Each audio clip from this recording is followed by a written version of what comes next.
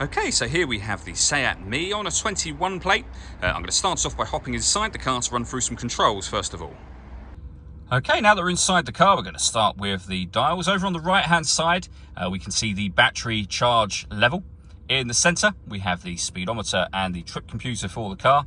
And over on the left hand side is the rev counter of sorts. It will show you whether or how much battery power you're using in effect, whether the batteries are also charging, for example, when you're braking in the car.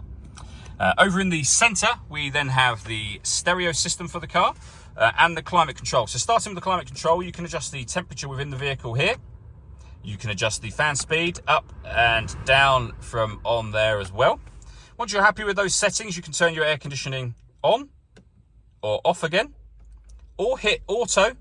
So you can see the air conditioning's on there. If I hit auto, the car will take control of the fan speed and the direction of the air to maintain the temperature that you've asked for in the vehicle. You can override that at any time you wish to by making any manual adjustment that you like. To the right hand side of the screen here, we have a heated driver seat with 2 heat settings, and the same for the passenger seat as well. We also have a heated front and rear screen. Below that, we have the stereo. So volume for the stereo is just here. We can then make adjustments to the radio, FM, AM and DAB, or we can listen to our own music as well. So this car's got a few different options down the bottom here. We've got the SD memory card input, which is just there. We have auxiliary input as well. We have Bluetooth audio, as you can see here, auxiliary input and USB input too. The USB input for this car will mean that you can plug in various types of devices.